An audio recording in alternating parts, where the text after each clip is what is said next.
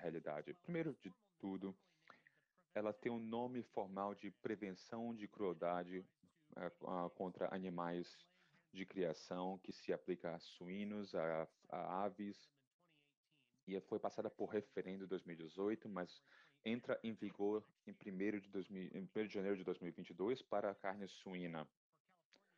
E por que essa lei para a Califórnia é tão importante para o resto do país? Porque ela se aplica não apenas para o porco que é criado na Califórnia, mas também vendido, não importa a sua origem.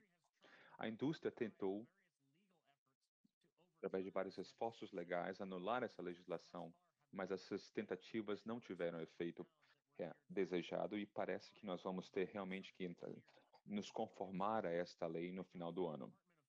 O Departamento de Agricultura na Califórnia, conhecido como CDFA, fez algumas propostas de regulamentações, de implementação de regulamentações em maio deste ano, mas isso não dá muito tempo para que e nem diretrizes claras para que a indústria se adapte quando temos uma população tão grande na Califórnia para alimentar.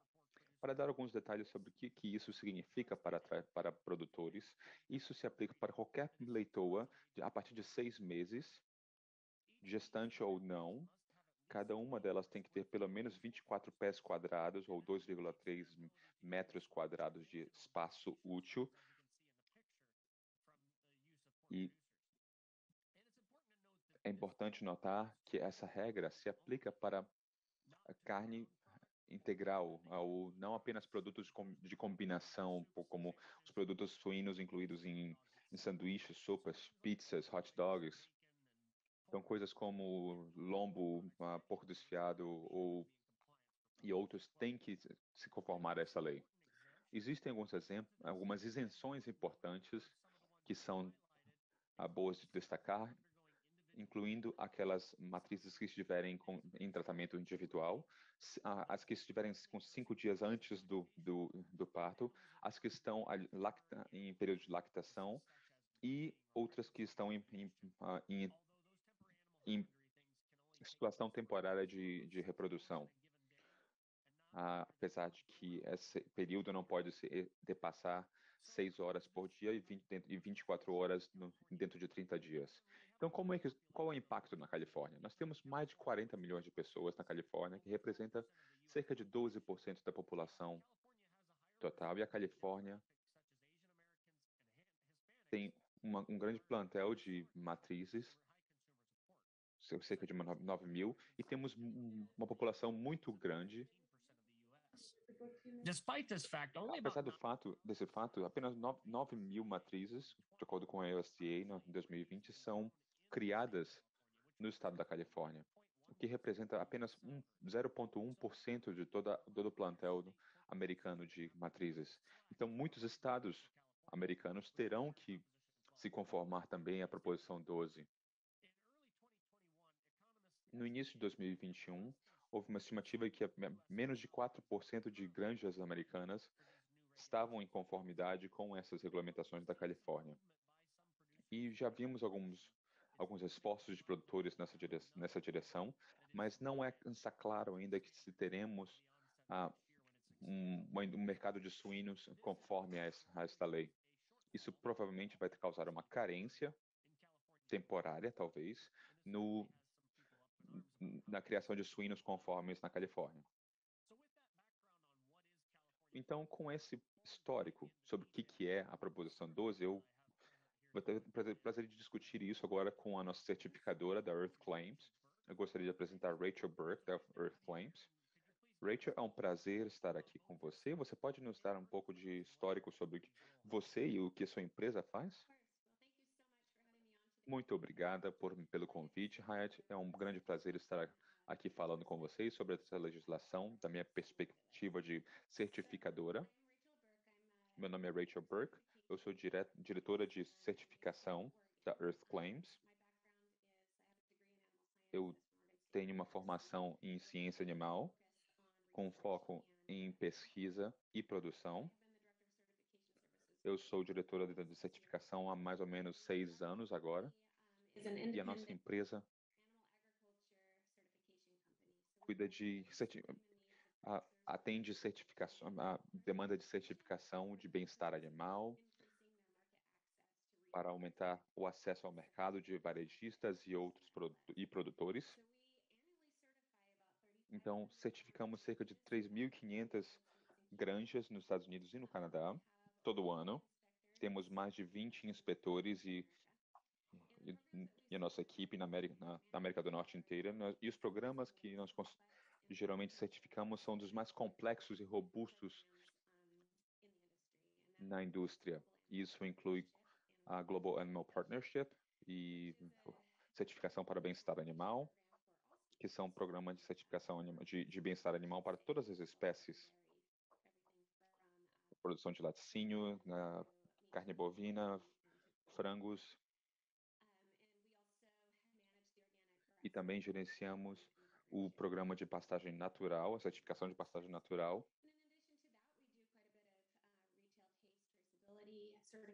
Também lidamos com certificação em termos de rastreabilidade, uso de OGMs. E eu gostaria de dar algumas ideias aqui, né, para vocês sobre o que está acontecendo na Califórnia, e gostaria de esclarecer também que nós não criamos essa regra, nem estamos defendendo a regra. Nós precisamos apenas mencionar aqui o que vai se tornar a realidade no estado da Califórnia, o que o mercado precisa se adaptar. Então, é importante estar informado, porque essa lei está sendo escrita ainda, então não sabemos como será a sua forma final no momento da adoção. Então, o meu objetivo é tentar entender os requisitos da indústria, entender que os desafios burocráticos são grandes para nós também, enquanto certificadores. E eu acho que é a mesma coisa para produtores e empresas que estão tentando se conformar. Temos alguma ideia do que já foi publicado até agora, mas é claro que o Departamento de Agricultura da Califórnia vai nos dar mais esclarecimentos, e parece que isso vai demorar um pouco, mas espero que possamos ter uma boa discussão com base na minha experiência em certificação e fazer algumas conjecturas com um certo grau de certeza sobre como essa regra vai nos afetar em termos de produção. Muito obrigado, Rachel. Eu agradeço a sua presença aqui. Você pode dar um pouco de perspectiva sobre o que é necessário atualmente para que você tenha acreditação de acordo com a proposição 12 do Estado da Califórnia? O que é esse processo? O que esse processo implica? Bom, até onde eu sei, não existem certificadores acreditados pelo Estado da Califórnia, mas existem algumas diretrizes e regras sobre o que será necessário para se tornar um certificador acreditado, como uma formação em certificação de bem-estar animal,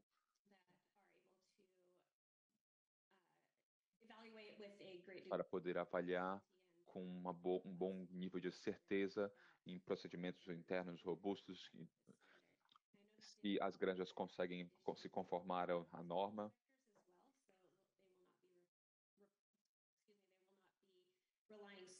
Então, claro que o Estado da Califórnia também vai ter seus próprios inspetores, eles não vão usar apenas os serviços de certificadores acreditados. Não sabemos quando que eles vão iniciar os processos de acreditação, mas eu espero que nós possamos nos tornar acreditados em breve. Muito obrigado, Rachel. Então, para que nosso público possa entender, o tipo de certificação que estamos falando aqui geralmente envolve uma visita no site uma vez por ano para avaliação para certificação. É isso? Bom, existem dois elementos principais para essa certificação. Dois requisitos básicos,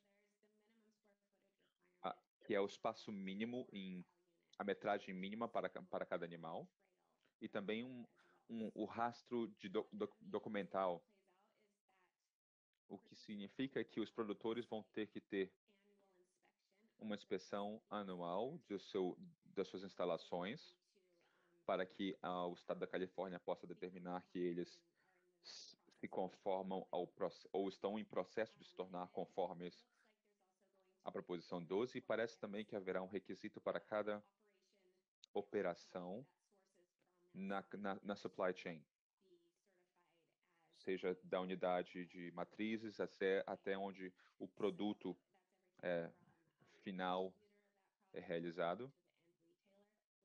Então, seria desde a granja até o varejo, que terá que essa supply chain inteira terá que ter uma certificação nessa de acordo com o estado da Califórnia.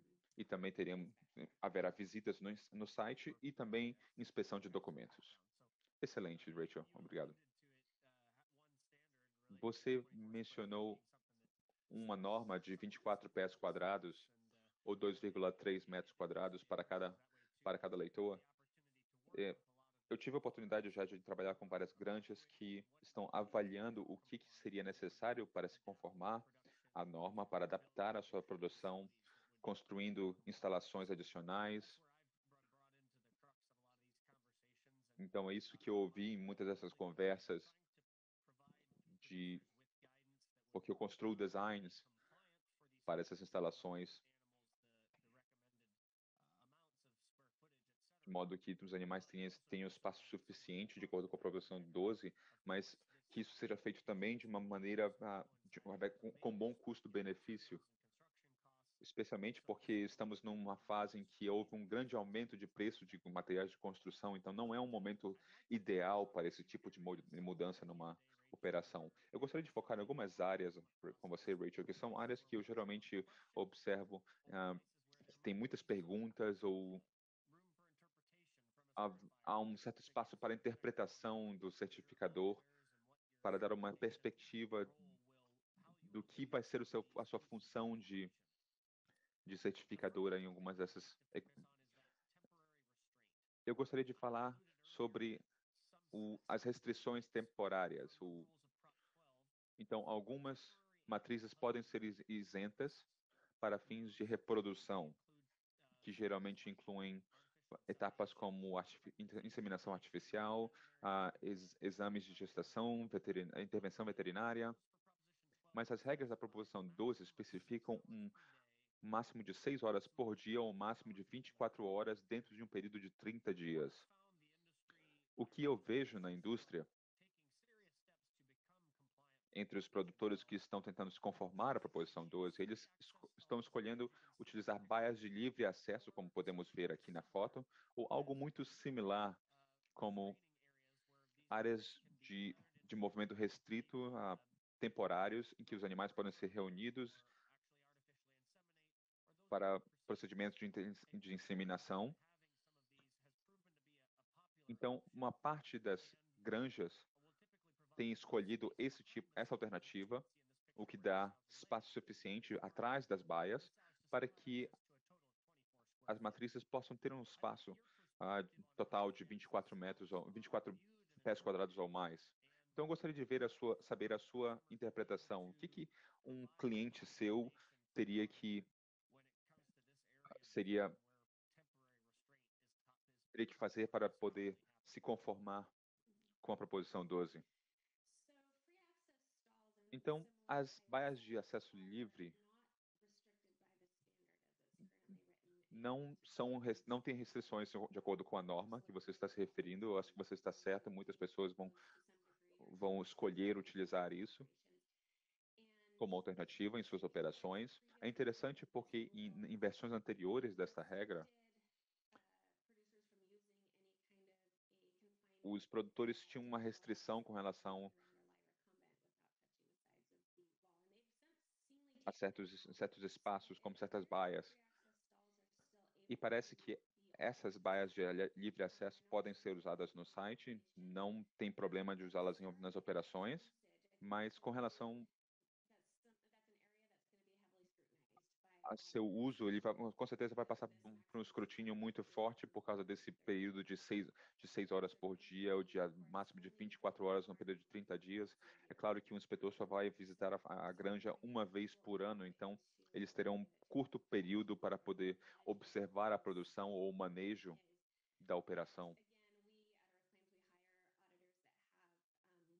Mas eu posso dizer também que nós contratamos auditores que têm muita experiência na indústria, então eles vão fazer várias perguntas com relação ao manejo e quanto tempo essas baias permanecem abertas.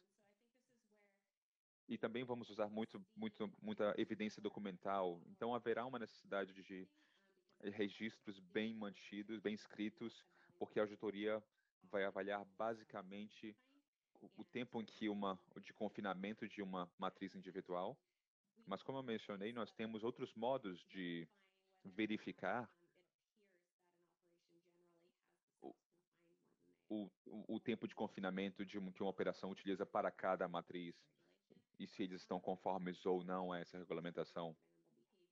E com base no nosso conhecimento e no comportamento animal, nós podemos observar se as práticas são seguidas ou não. Mas ainda não está claro se o requisito de registros ou de documentos da Califórnia vai se estender também ao uso de imagens feitas por câmera. Então, se esses tipos de bias estiverem sendo usados, qualquer não conformidade com relação ao confinamento das matrizes, se isso for observado nas imagens da câmera, isso talvez possa ser utilizado também. Ah, e também a norma diz que é possível, o Estado da Califórnia pode investigar qualquer reclamação de não conformidade, pode enviar um inspetor sem aviso prévio para um site. Então, eu não tenho total certeza de qual é a penalidade num caso de não conformidade para uma instalação, mas eu sei que o Estado da Califórnia vai tomar bastante cuidado com relação a isso. Concerning Obrigado to pela sua perspectiva. Eu sei que algumas das coisas que causavam uma preocupação é que isso era considerado um crime se os animais que você está distribuindo não fossem conformes. Eu sei que isso é um pouco delicado no ponto de vista legal, em termos da implementação da Proposição 12, mas as penalidades podem ser mais do que apenas um aviso. Então, sim, nós sabemos que as penalizações podem ser significativas para alguns indivíduos. Obrigado, então, pela sua perspectiva sobre essas baias de acesso livre. Eu sei que elas são uma alternativa bastante popular entre os produtores quando estão nessa fase de reprodução dos animais. Mas um segundo tópico que eu acho que é bastante ideal são aquelas matrizes hospitalizadas, que nós estamos lidando bastante com esse tipo porque nós lidamos muito com ambientes de alojamento e no Gestal, mas pouco importa o ambiente. Os porcos são uma espécie que vive em grupo e eles exercem uma dominância, tem uma hierarquia interna, e nós vemos uma pequena porcentagem de matrizes que ficam mancas ou que apresentam evidências físicas e precisamos isolá-las e fazer uma intervenção médica para o bem-estar delas. Então, nas isenções da Proposição 12, aqueles animais que estão em tratamento individual, elas são isentas, mas eu posso ver como que isso é uma área cinza, porque com a isenção para matrizes em tratamento, alguns produtores estão interpretando isso como utilizar o uso da baia de gestação, como podemos ver na imagem, para animais específicos que estão passando por tratamento, mas, além disso, que se classifica como tratamento individual é algo que pode ser discutido. Isso quer dizer administrar medicamento, e os animais, por exemplo, que estão muito magros, ou que precisam ter acesso melhor à alimentação, isso não se resolve imediatamente, mas o modo como esses animais são considerados matrizes hospitalizadas ver como é que isso vai ser tratado e que porcentagem uma granja vai ser aceitável para um certificador, porque eu vejo alguns produtores que usam essas caixas de gestação e o número de caixas que pode ser permitido por um certificador é geralmente algo que é motivo de debate. Eu espero que você possa nos dar algum comentário com relação a isso. Excelente, Ryan Hyatt. Eu acho que é uma pergunta muito boa. É uma dessas áreas também que ainda exigem mais clareza da CDFA sobre como é que você define um tratamento individual e qual é uma porcentagem aceitável. Não me imagino que eles vão proibir ou deixar isso à descrição do certificador, mas os auditores provavelmente vão avaliar quais matrizes estão em baias de tratamento e vão examinar os registros de tratamento, avaliando seus planos de avaliação de tratamento, para ter uma ideia da porcentagem de matrizes que estão em baias de tratamento, para ver se a porcentagem não está fora da norma para esse tipo de configuração de uma instalação. Geralmente, os inspetores querem ter uma ideia se há uma intervenção acontecendo com animais e essa intervenção vai resultar numa reintegração com o resto da população. Então, ou seja, eles querem saber se existe um plano de reintrodução daquele animal na sua população geral.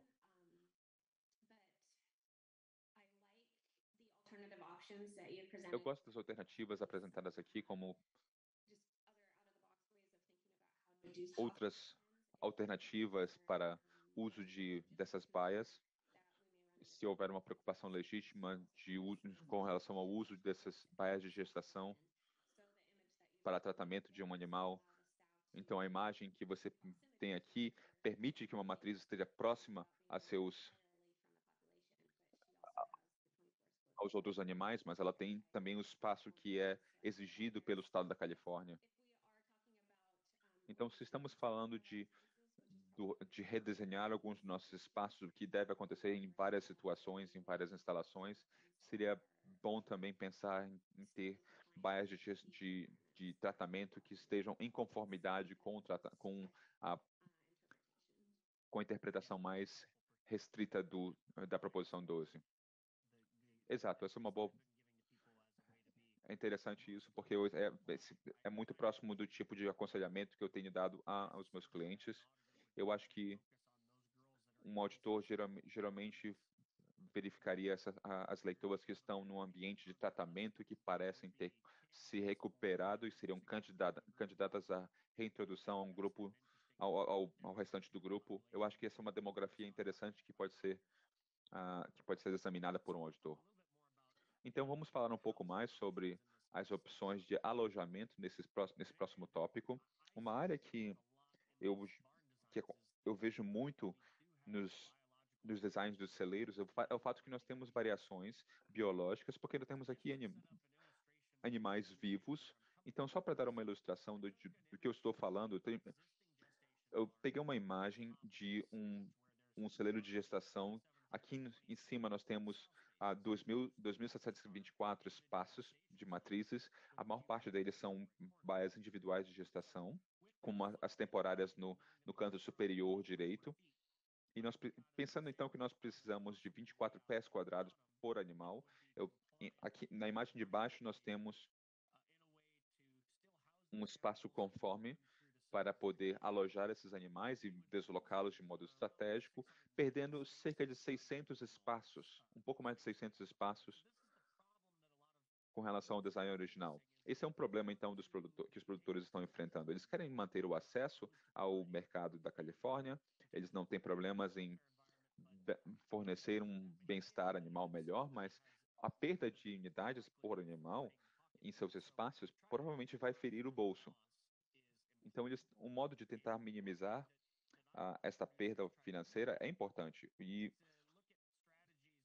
eu aconselho os produtores a examinarem estratégias de otimização do espaço sem ter que construir um espaço a mais. Então, falamos sobre baias de acesso livre ou modificação de algumas baias para, confinamento temporário em períodos de reprodutivos.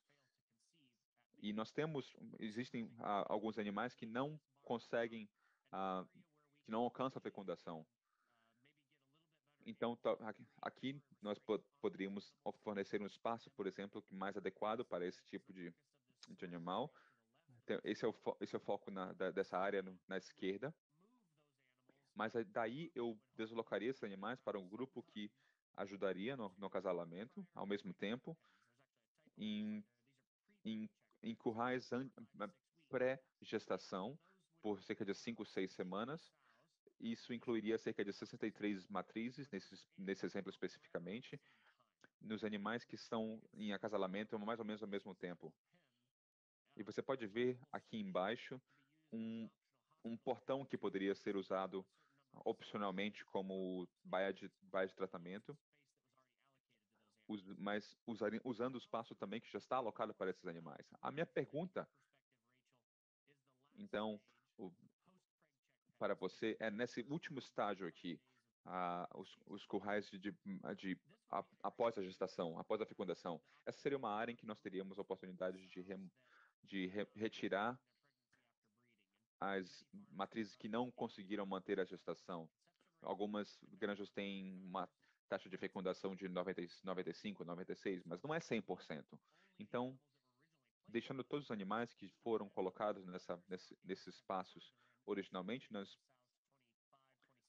diminuímos a população e damos mais espaço do que o exigido pela proposição 12, o que existe uma perda de espaço útil aí.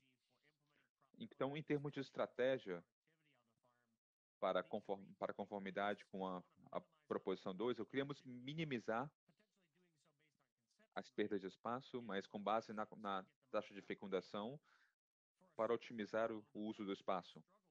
Do ponto de vista de um certificador, a minha pergunta é, voltando para os designs, eu estou deslocando 63 matrizes para um espaço que foi concebido para 56, com base na taxa de fecundação. Então, na média, isso deve funcionar, mas sabemos que são animais que estamos lidando aqui.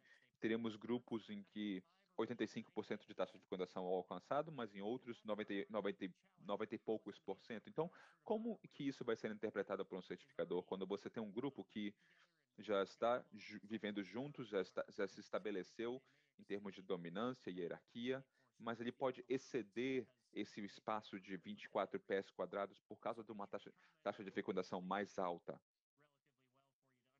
Então, eu espero ter explicado bem de onde vem a minha pergunta. Eu gostaria de saber a sua perspectiva. Sim, me parece uma situação bastante comum. O modo como eu vejo isso é que essa questão da densidade populacional não é uma coisa fácil de lidar para um criador. É difícil fazer normas com relação nesse assunto, porque nós sabemos que nós não estamos lidando com objetos. São animais vivos que têm suas variações em termos de taxa de fecundação e vários outros fatores, incluindo tamanho ou outros. Então, se eu fosse criadora, eu provavelmente tentaria encontrar um modo de permitir essa variação dentro de um espaço para que possamos ter um pouco de margem em caso alguns animais precisem sair do grupo ou outros precisem serem acrescentados. E a última coisa que nós queremos fazer é ter um impacto negativo nos produtores que querem ter um impacto positivo no bem-estar animal.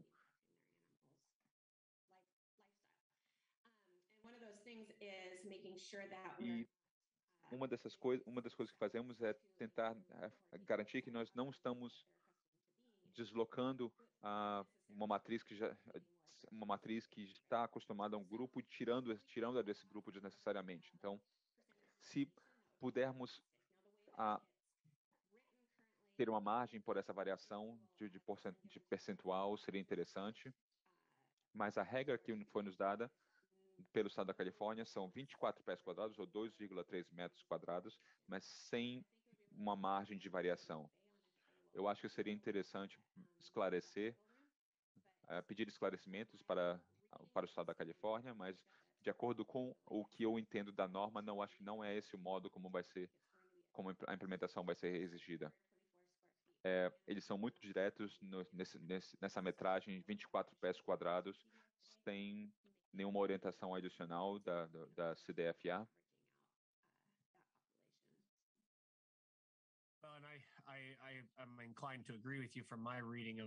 Bom, eu concordo com você, da minha leitura da legislação, também acho isso.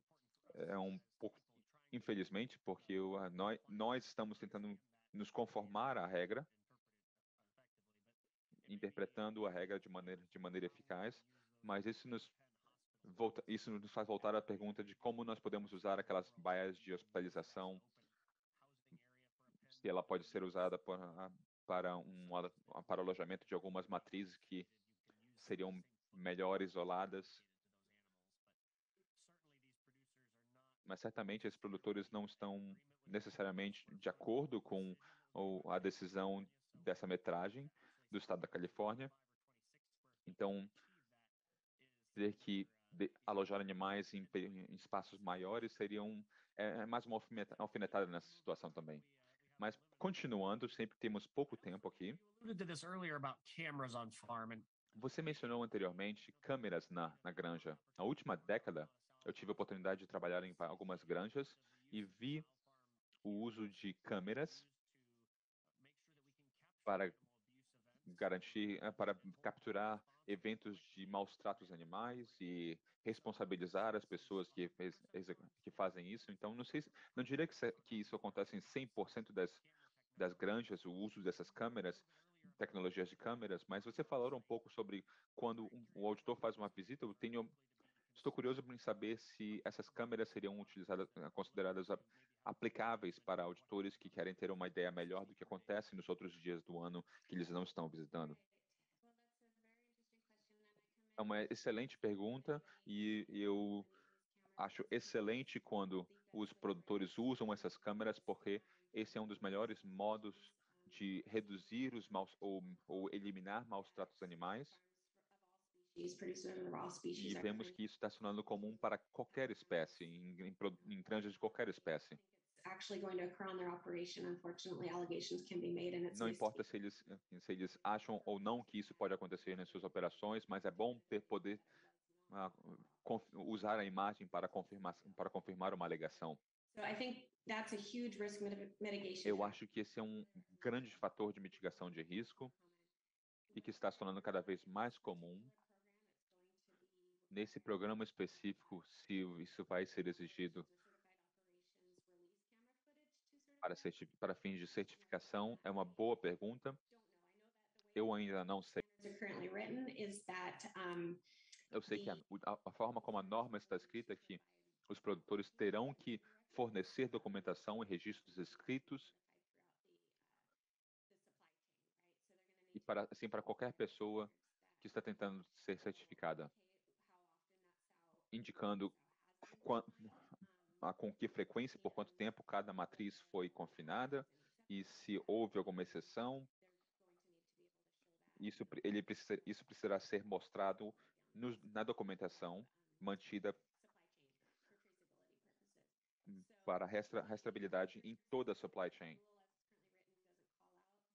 Então, a regra não menciona especificamente imagens feitas em vídeo, mas não seria chocante para mim se isso fosse implementado como requisito posteriormente. Excelente pergunta, então, bastante pertinente. Ok, uma pergunta um pouco mais clara, então. Eu sei que o termo espaço útil é um termo que recebeu muitas críticas nos layouts que eu tenho desenhado. Eu gostaria de mencionar algumas áreas aqui que talvez você possa ocorrer na sua prática de certificadora. Se isso seria considerar um espaço útil, por exemplo. Existe um espaço aqui atrás que está incluído no curral, porque aqui a linha de alimentação ficaria, mas claro que existe uma barreira para que as matrizes possam entrar aqui. Qual é essa interpretação numa visita no site? Bom, a regra exige 24 pés quadrados de espaço útil por matriz. Então, com base nessa foto que você está me mostrando, eu não consideraria esse espaço como espaço útil atrás da baia, e eu acho que isso não seria incluído no cálculo. Excelente, eu concordo também. É importante notar que eu tentei seguir as diretrizes de quando estava fazendo os meus projetos de layout. Aqui tem um outro exemplo de um coxo para individual. Então, uma grande parte do espaço é usado nessas estruturas de aço para coxos individuais. Essa área, por exemplo, seria considerada para espaço útil para uma matriz? Bom, mais uma vez, eu repito que não estou certificado, não sou acreditada pelo Estado da Califórnia, mas com base no que eu li da regra, eu acho que seria considerado um espaço útil do solo, porque ela pode entrar nesse espaço, então não há especificação, por exemplo, se ela tem que ter espaço para poder deitar ou utilizar o espaço sem tocar em alguma estrutura adjacente, mas com base nessa foto, eu acho que isso seria considerado um espaço útil de acordo com o requisito. Ok, isso se alinha então com a nossa interpretação desses casos. Falamos também das baias de acesso livre. Esse seria um outro exemplo desse design, mas a parte frontal dessa baia também seria classificada como uma área de coxo. Ela ela seria considerada espaço útil, mesmo não tendo a possibilidade de deitar ou colocar a cabeça, mas eu acho que seria similar à foto anterior. Sim, concordo. Excelente ter alguns exemplos específicos e concretos. Ok, o próximo tópico é o que é um suíno reprodutor. Eu sei que existem algumas definições que tentam ser feitas, mas nos termos dos muitos sistemas de produção hoje, a frase mantida para propósito de criação comercial é interpretada de uma maneira um pouco diferente entre cada produtor, porque as leitoas não serão produzidas pelas granjas, não importa o seu propósito. Então, as que têm mais de 180 dias de idade têm que ser alojadas em 24 pés quadrados ou mais. Isso é muito próximo ao período em que os animais estão entrando na fase puberal e entrando na fase de acasalamento para reprodução comercial. Então, algumas granjas têm instalações que um auditor poderia examinar para validar se esses animais que têm mais de 180 dias estão sendo alojados nesse espaço exigido, mas algumas granjas produzem suas leitoas em espaços diferentes, em outras instalações, e algumas vezes ficam a horas de distância de estrada. Então, qual a interpretação de um certificador para esse tipo de instalação, por exemplo, em que as leitoas elas são criadas em outras instalações? Elas entrariam na auditoria também? Bom, boa pergunta. Sabemos que nem todas as leitoas nessa instalação têm fim de reprodução comercial, de acordo com o estado da Califórnia, mas com essa situação, ah, certamente nós vamos encontrar várias operações divididas. Por exemplo, uma operação que tem dois tipos de produção. Uma se conforma com a proposição 12 no estado da Califórnia, outra tem uma população que não ela não tem o objetivo de estar conforme o estado da Califórnia. Então, o modo como eles vão exigir essa segregação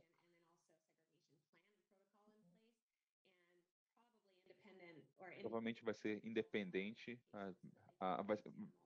provavelmente eles vão exigir que existe uma identificação individual de cada matriz. Eu posso quase garantir que eles vão exigir a certificação de pelo menos uma parte dessa operação desses animais que têm um propósito de reprodução comercial, de acordo com o estado da Califórnia, especialmente a partir do momento em que elas começarem a se reproduzir.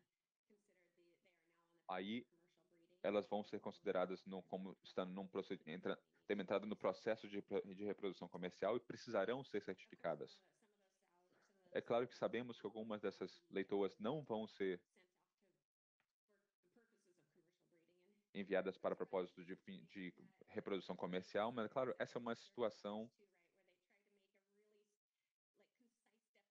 em que nós temos uma tentativa de definição muito concisa, como vemos aqui, por exemplo, uma leitoa com 180 dias ou mais e que está gestante e qual é o propósito dela. Aí começam a vir as perguntas. Essa situação, e essa situação hipotética aqui e tal. Então, nós temos que examinar a nossa documentação para poder ter respostas concretas. É um desafio para nós, mas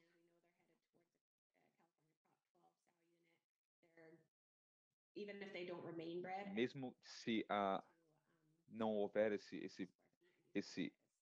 não houver gestação, acho que as leitoas vão ter que ser mantidas nesse espaço mínimo de 24 pés quadrados. Eu agradeço sua tentativa de responder essa pergunta. Vai ser útil se o Estado da Califórnia puder nos dar mais esclarecimentos conforme a lei fique mais próxima de entrar em vigor. Bom, estamos terminando aqui, estamos com pouco tempo, então eu gostaria de terminar nessa nossa sessão falando o que vai acontecer a partir de 1º de janeiro de 2022. Para os produtores ou outros membros da indústria que querem se candidatar à certificação, você teria algum comentário sobre como vai ser esse processo para as granjas? Bom, existe na regra algumas diretrizes para como solicitar a certificação e até onde eu saiba, nesse momento não existe certificadores acreditados pelo Estado da Califórnia para a proposição 12, mas você pode entrar em contato com a Earth Claims, minha empresa, e podemos dar as orientações conforme os esclarecimentos vão chegando. Mas o que eu entendo do processo é que um indivíduo ou um grupo produtor vai solicitar a certificação para o Estado da Califórnia ou o certificador diretamente. Eles vão então selecionar uma data para uma visita ao site. E eu suponho que parte desse processo possa ser realizado não apenas fisicamente, presencialmente, numa visita no site, mas também à distância para avaliar a conformidade.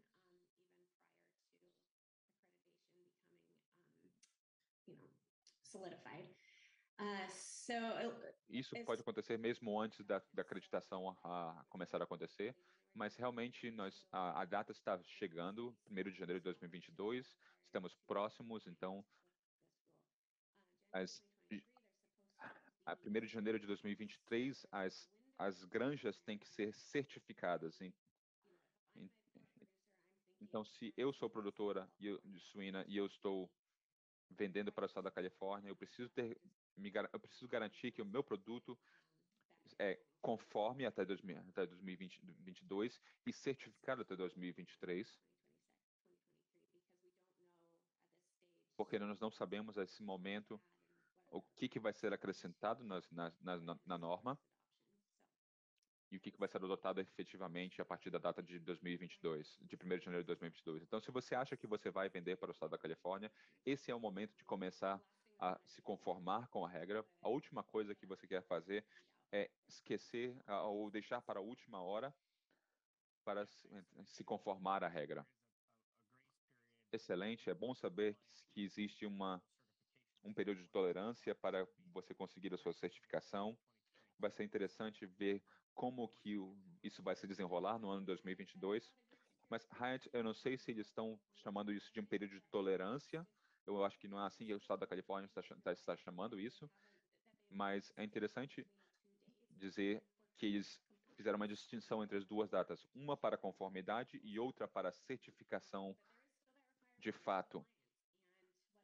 Mas existem requisitos para conformidade.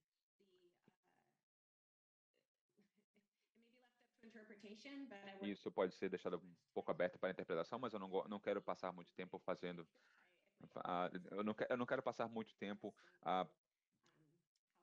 não conforme se eu sou produtora suína. Então é melhor agir com antecedência. Ok, nesse mesmo assunto, eu sei que teve muitas perguntas com relação a será que a granja precisa estar conforme a proposição 12 em 31 de dezembro deste ano? Eu tenho muitas perguntas com relação a quando que as matrizes vão se tornar conformes. Então, dependendo da data de nascimento dos animais. Então, exatamente em que momento os animais originados de uma granja vão se tornar conformes, realmente? Bom, essa é uma das áreas em que nós precisamos de mais esclarecimentos do estado da Califórnia, mas o que eu diria, não oficialmente, é que me parece bastante claro que se nós não retrodatarmos essa certificação a partir da data da visita no site e retrodatar conforme a data de nascimento e a operação de terminação, se eles não permitirem que nós retrodatarmos essa inspeção, nós sabemos que haverá uma grande carência no estado de carne suína no estado da Califórnia. Então, não posso responder definitivamente, mas essa seria a minha interpretação.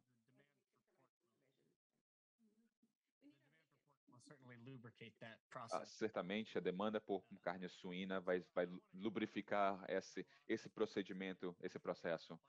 Então, eu sei que você tem muita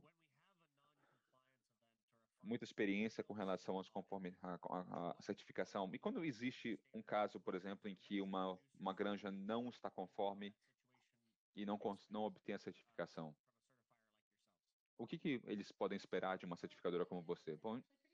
Bom, isso está bem esclarecido nas regras, é uma das coisas que são bastante úteis.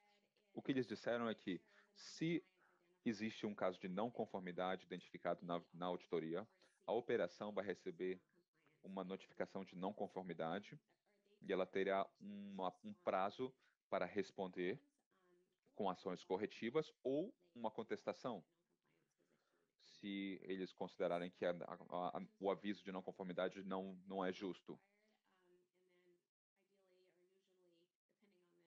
Bom, e dependendo da não conformidade, você pode enviar evidências de medidas corretivas, como fotos, por exemplo, ou alguma melhoria documental ou mudança que foi implementada. Existe o processo, então, para poder retificar não conformidades, e é algo que uma operação tem que poder fazer. Se isso não puder ser feito, é claro que nós podemos, que existe o caso em que nós vamos negar a certificação. Bom, excelente, muito obrigado, isso parece bastante claro para mim. Nós utilizamos todo o nosso tempo já. Eu queria agradecer, Rachel, por passear conosco nessas áreas cinzentas da Proposição 12 para ter uma perspectiva um pouco melhor do que está acontecendo nos Estados Unidos. E eu gostaria de agradecer a todos por estarem conosco. Quem puder ficar, eu gostaria de ouvir muito das reações dos produtores e vamos ter um painel de discussões. Então, espero que possamos discutir bastante agora. Obrigado, Rachel, pela sua perspectiva hoje.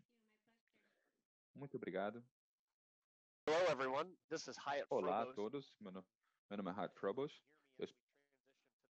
discussion Eu portion of espero que this. vocês possam me ouvir, porque vamos passar para o painel agora. É muito bom ter essa perspectiva da Rachel, nossa entrevista que foi pré-gravada. Nós temos também alguns especialistas que estão aqui conosco, dando para nos dar suas reações.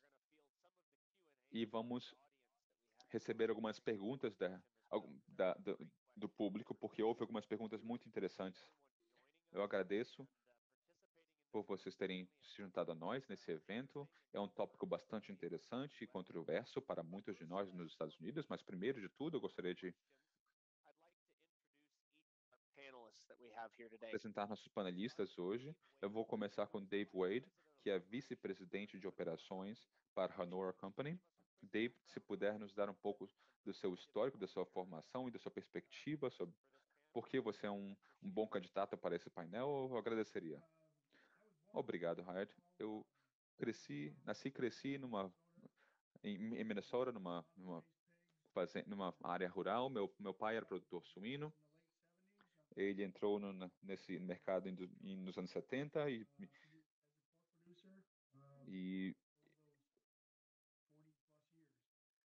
por mais de 40 anos eu trabalhei em várias empresas de produção suína. Nós também fazemos parte do Trial Food Systems e nós temos uma granja com certificação GAP, que é chamada Peterson Pork. Então, minha formação em produção intensiva de suínos e certificação GAP traz um pouco de um bom contexto aqui. Excelente, Dave, muito obrigado.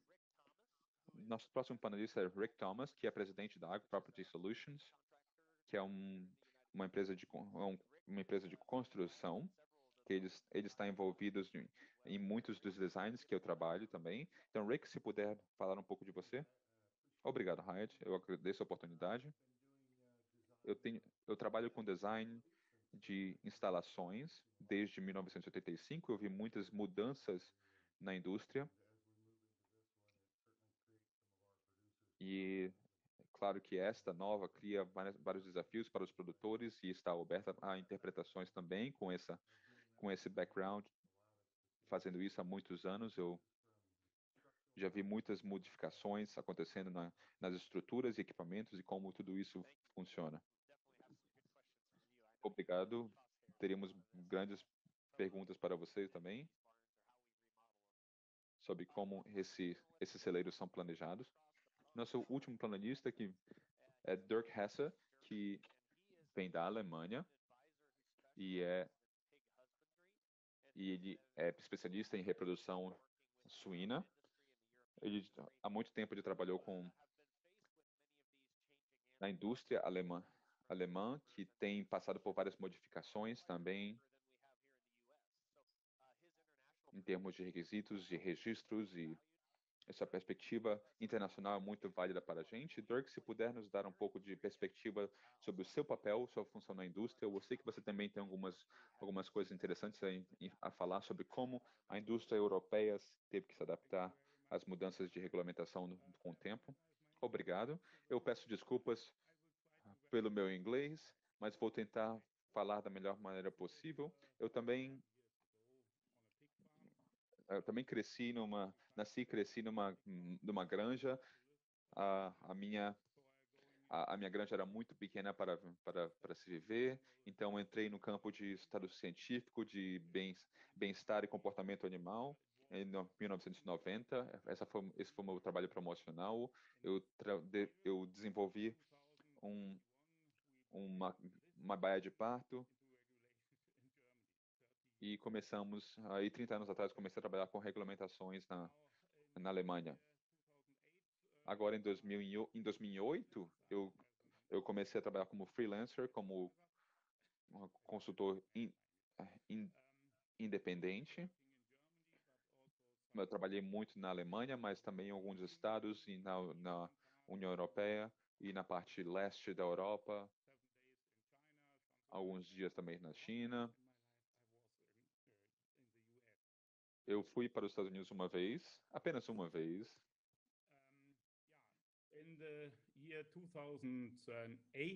Em 2008 ou em 2018,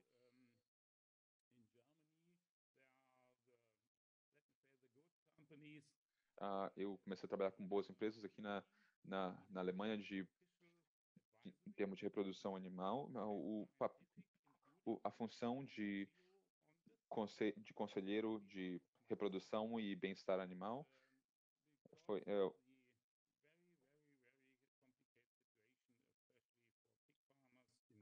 houve uma situação muito complicada para granjas de suínas na Alemanha, e eu fui convidado para participar como conselheiro. E nós tínhamos cerca de 200 produtores na Alemanha inteira, de pequenas granjas a cerca de 50 animais ou até outras com 9.000 animais. E nós tentamos dar soluções para o campo político, para que pudéssemos ter soluções para a reprodução animal no futuro. Mas na Alemanha nós temos um grande problema com a Animal Rights Watch, ou seja, pessoas que querem que cada animal, considerando seres humanos também, tenha os mesmos direitos. Então eles exercem muita pressão política para que as novas regulamentações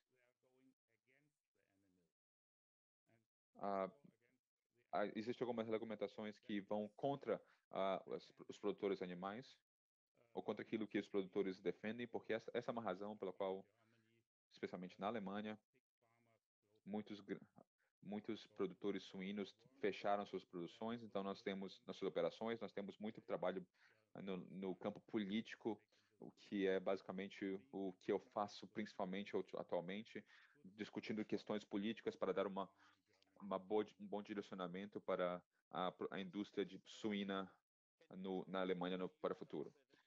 Muito obrigado. Eu sei que você tinha alguma perspectiva interessante para dar com relação à linha do tempo das mudanças na Alemanha e em outros lugares, e pelo menos eu vi algumas manchetes sobre o final do movimento, o fim das caixas na Alemanha e na Europa. Bom, eu posso falar um pouco sobre isso. Eu espero que vocês consigam ver aqui. Nós não vamos entrar em detalhes, mas se eu entendi bem, essas são as regulamentações para a Califórnia.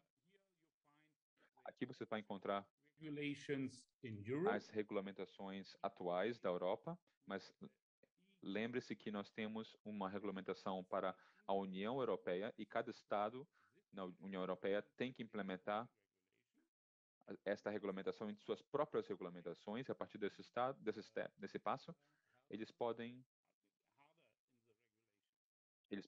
ter maiores restrições em suas regulamentações. E na Alemanha, esses são os principais dados, porque na Alemanha nós temos também alguns problemas com regulamentações e em nossas políticas. Então é difícil encontrar alguns dados. Eu tentei botar nossa metragem em pés quadrados conforme a norma americana, e por causa Então essas são os itens mais importantes da nossa regulamentação. Você pode ver que em 9 de fevereiro desse ano, isso entrou em vigor. Como vocês podem ver, as regulamentações para alojamento em grupo têm que entrar em prática a partir de 2026. E para parto até 2035. Então, se vocês tiverem mais perguntas específicas, eu posso entrar em detalhe. Excelente, Durkan. Isso dá algumas boas perspectivas sobre o que a Alemanha está fazendo em termos de metragem. Por exemplo, 50 pés quadrados por matriz após o parto. Eu acho que isso realmente me faria arrancar meus cabelos. Então, eu agradeço sua perspectiva. E voltando um pouco para alguns dos comentários e perguntas que nós tivemos durante a apresentação, é claro que nós não vamos poder responder todas, mas houve algumas muito boas. Eu gostaria de começar, então, com uma pergunta para Dave. Você tem perspectivas com as suas granjas GAP hoje? O que áreas você acha que não entraram na discussão? Eu tentei destacar algumas perguntas que geralmente encontro com relação aos designs de instalações, mas o que você acha que não foi mencionado com relação à norma da Califórnia? The 24 square feet is pretty self-explanatory. You're going to have the... Nesse momento, eu acho que 24 pés quadrados é bastante claro, muito autoexplicativo, não existem muitas regras a serem quebradas aqui. Nós passamos por algumas 4 ou 5 auditorias nas nossas granjas GAP, e a regulamentação para eles é bem mais restrita do que a da Califórnia.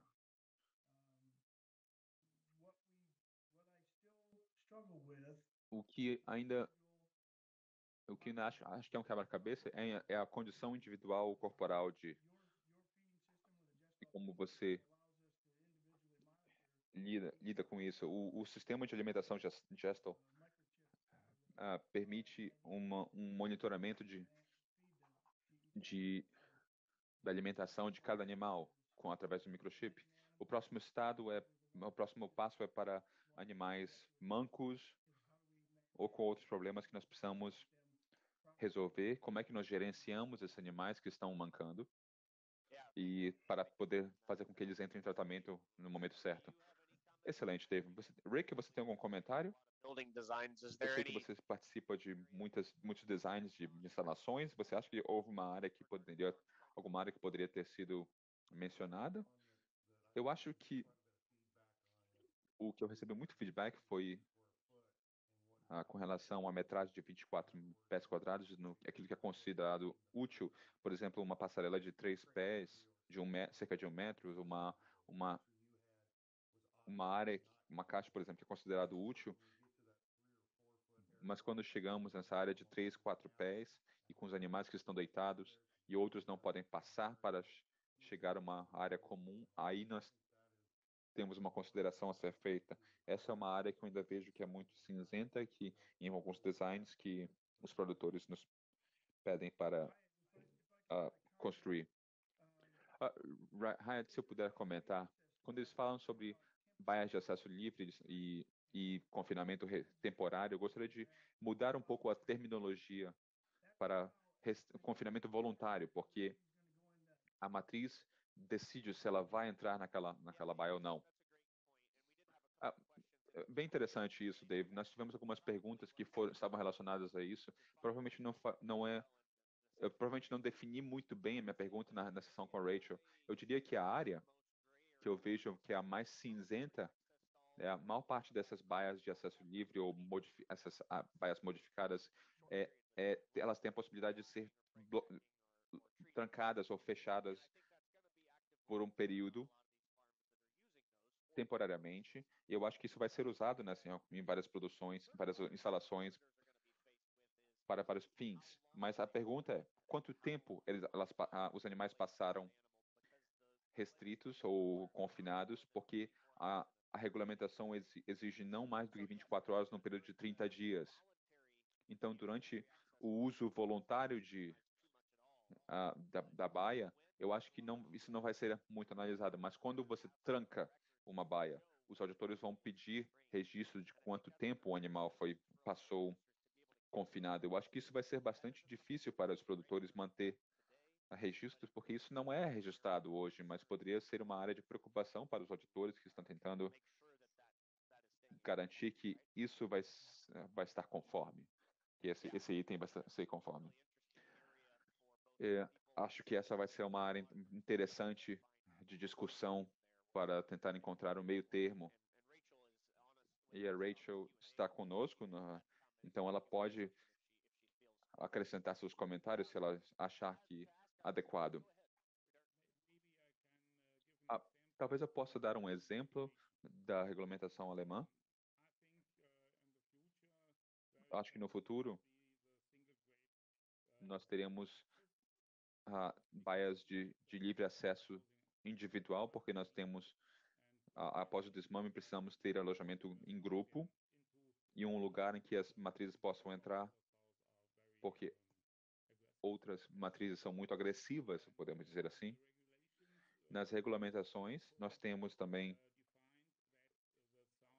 uma definição de que uma matriz precisa de uma área de 1,3 pés quadrados para se deitar, ou seja, 0,99 metros quadrados.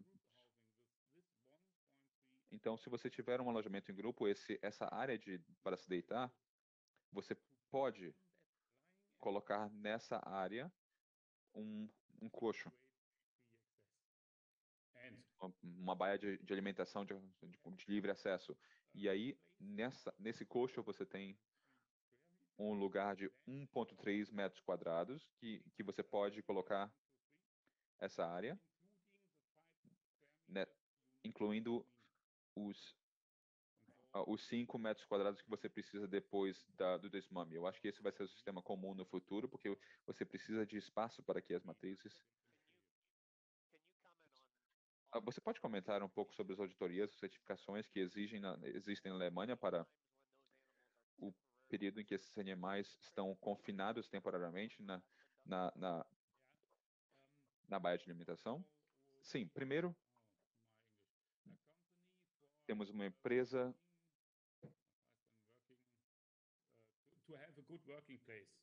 And from this company, the official company, temos uma empresa oficial que estabelece uma regra que se você quer trabalhar com uma matriz, você precisa botá-la em uma baia separada. Nós temos uma regulamentação para segurança do trabalho. E não, a regulamentação para o bem-estar animal, não existe definição de números, de horas, nem nada. A única definição é que você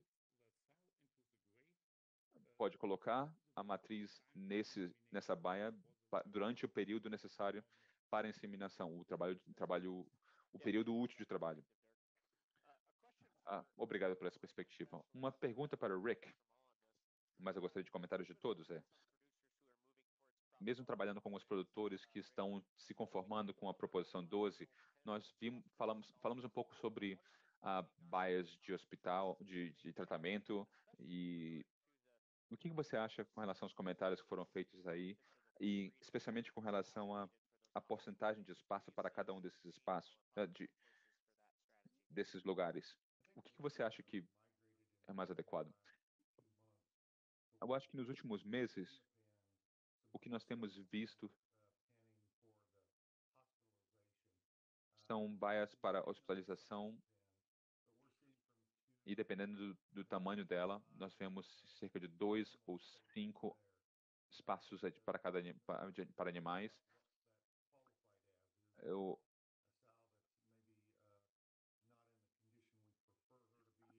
A questão é uma matriz que não está na condição adequada para isso, ela pode ficar nesse espaço. Então, tentar mover animais de um curral para outro, ou deslocá-los. Sim, você está falando do espaço de tratamento dentro do curral, certo? Eu achei que o comentário da Rachel foi muito interessante com relação sobre como um auditor vai avaliar os animais que estão nessa área de tratamento, porque eu imaginaria que alguns animais que convalesceram poderiam voltar para o grupo, mas um auditor poderia dizer que, esses animais não precisam de tratamento individual. Então, essa vai ser uma área interessante, porque se eles não estão sendo alojados em 24 pés quadrados, como é que uma auditoria pode interpretar com relação aos animais que se recuperaram? Dave, algum comentário? Bom, nas nossas instalações de baias de gestação, nós temos cerca de 5, 7% de baias de tratamento. Eu acho que essa proporção não vai mudar muito. algo entre 5 e 8%. Pode falar, Dirk. Na Alemanha, nós temos 2 pontos de regulamentação. O primeiro deles, o piso tem que ser macio. Possible is to have straw into it, but por exemplo, você pode botar a palha nele, mas temos o problema de higiene aí, então geralmente nós usamos piso de borracha. O segundo é que o animal tem que conseguir se virar facilmente, nenhuma metragem, ele precisa conseguir se virar sozinho com facilidade. E nos controles, é na mesma direção de 1 a 3% conforme a quantidade de animais numa granja, mas nenhuma regulamentação. Ok, entendi. Excelente, vou ouvir a perspectiva europeia. Uma das perguntas que nós tivemos das várias de hoje foi o uso de baias dinâmicas. Geralmente falamos de grupos estáticos e grupos dinâmicos, como falamos de alojamento de grupos.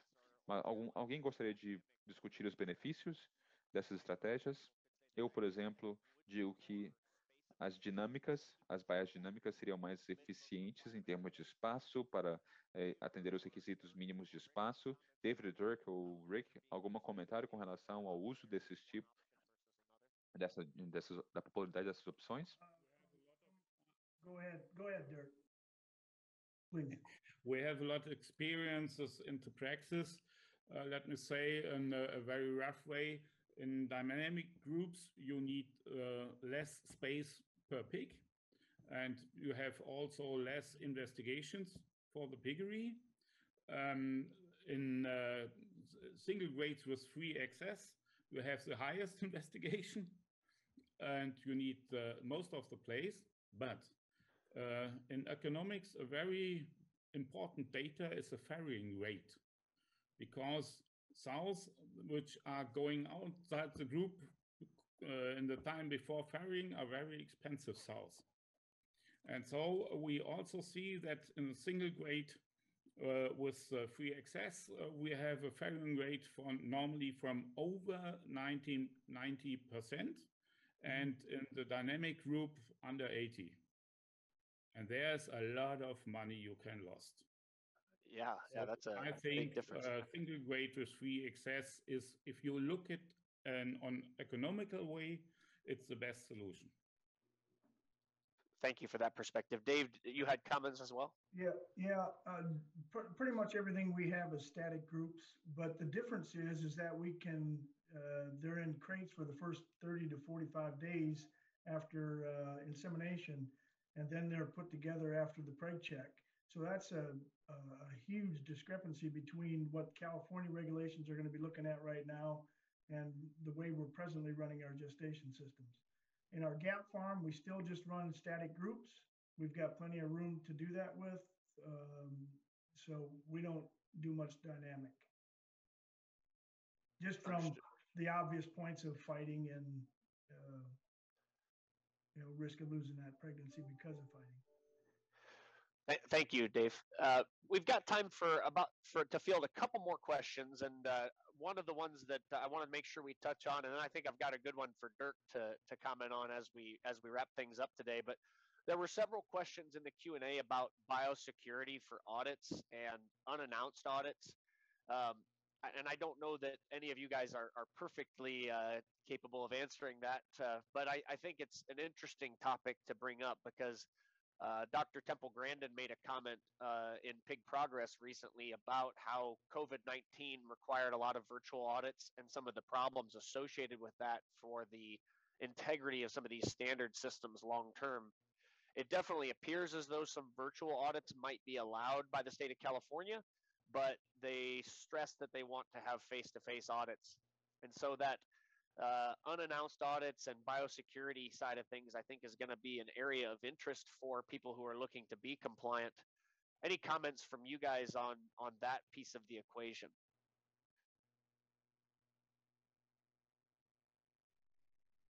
Dave, how has that been managed for you guys in the audits that you guys have experienced? We usually get at least a month notice before the auditor shows up. So we go through our health rules with them. They understand them, and they can hit multiple sites on our farm and our GAP farm. So going from site to site, as long as you follow the pyramid, we can accommodate that. If I understand the question right, in Germany, we have regulations in terms of hygiene. They depend on the number of pigs you have. Most of the small and middle farms, let me say like that, let me say under 1,000 sows, something like that, they only need to put on new clothes if they have to go into the stable. And if you are in bigger farms, you have to have a shower before.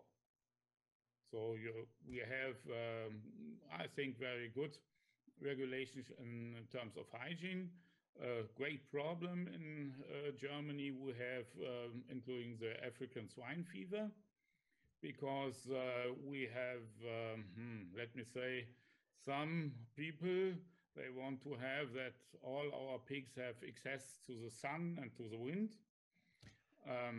On my experience, that's a bad solution for the pigs. It looks nice for the human eyes, but it's bad for the pigs. Our problem is in these areas where we have African swine fever at the wild boars, we did not allow to have pigs outside the building. This is a regulation for the ecological farming. So we have great problems in ecological pig farmings in that area with African swine fever, and the area is great and is being greater every day. We have big problems there. Well, I think the implementation of these audits for Proposition 12 will certainly be something that certifiers will need to work with producers on to make sure that we can maintain biosecurity for all diseases. And you guys would face that, especially with African swine fever, which we're certainly trying to keep out of the U.S. But this will be something that I think with good communication between certifiers and producers, I think there's a path forward that will be acceptable there. The last question I have, which is particularly directed towards you, Dirk, I think we all understand that this continues to be a moving target for animal welfare standards in the pork industry. Germany has a perspective of seeing where this is going next. So you can see the regulations that California is putting in place for breeding and gestation. What tips would you have or guidance would you have as to what topics are likely to come next in terms of legislation or consumer demands that pork producers in the U.S. should be maybe trying to be moving towards if they want to stay ahead of the curve and stay compliant for future legislation? Oh, I hope I understand your question right. Yeah. First of all, I will say our society in Germany don't know that they want a change in agriculture. They don't know. We have some media and we have some, let me say, animal rights people. They bring a big pressure into politics, but most of the people in Germany like to buy cheap pork clothes. So we have big problems also because of the African swine fever, because in Germany, the most of the people in Germany only like to eat the good things from the pig, maybe 20, 25%. Not the bad one, and we have to export that because we have to have money for the whole pig. Because of African swine fever, the possibility to export to China, Asia, and something like that is going nearly zero. So we have very, very big problems. And the following, some retailers in Germany began to import pork from Chile because it's cheaper than from Germany. So we have a lot of problems in that. But I think we are working very, very hard on it to discuss with our peoples and to bring over the peoples to the politicians the right way, so that we can make, let me say, animal welfare from the animal point of view. If you make it from the animal point of view, at the end, the animal is going better. Because it's better, we have more from the pig. That's the thing we have in practice, and we want to get this point of view into politics, but it's a hard way, but we try to do it. Well, thank you for that perspective, Dirk. Rick, do you have any comments about what you're seeing producers who are maybe trying to stay ahead of the curve? Are they doing anything in farrowing or in growing pig housing that would be kind of taking the next step to anticipate maybe what's likely to be legislated next? Yeah, I think there's a number of producers out there that are, as they're looking at the reduction in number of animal spaces in the gestation, then are also looking at how do we redo our farrowing, because otherwise we're gonna have too many crates. But if we're gonna have to increase the size from 48 to 70, somewhere in that range, how does that equate back into the animal flow process? And then they're also looking at the idea that our PSY continues to climb, and how does that relate to the total number of piglets that was in our original contract that we needed to produce? So is there a way that as we look at this, we can be Prop 12 compliant, move towards what we believe is compliance in farrowing, but still get to an animal flow basis that is somewhat balanced with what we were trying to achieve to begin with? So that's probably the most common approach that we're seeing explored. Yeah, thank you. Dave, any final comments for us? I know we're coming up against our timeline, so your parting words. One big comment here. We talked about the producer. What we have not talked about is the audit trail that's going to have to take place with the packing plant and the harvest plant. Yeah. Because what this is going to do, because you got to segregate the population, you're going to have special slaughter, harvest times. The trucks have to show up. There may be certain days that the harvest plant uses, but the audit trail and the logistics of getting those animals to the harvest plant are going to be it's going to be interesting times for us. I think onerous is a good word for that, Dave. Yeah. And I didn't try to open that can of worms too much for time purposes today, but right. I certainly think that's going to be a challenge for everybody from farm to fork. And the certifiers like Earth Claims and others are going to be right in the mix on that too, and being able to keep track of that and regulate that's going to be a challenge. So a good point to add on there. So with that, everybody, I'd like to thank you all again for participating. We've had a good set of questions and a good number of participants online. Dirk, Rick, Dave, appreciate your perspective, and thanks for joining us today. Hopefully this is a great chance for us to kick off the Just All Swine Summit. I'd like to encourage you all to register for the next few weeks of some other interesting topics. And once again, thank everybody for being here today. It was my pleasure to host this session for the Just All Swine Summit, sponsored by Hypor. Thank you. Thank you very much for hosting the session. Very good. Thank you.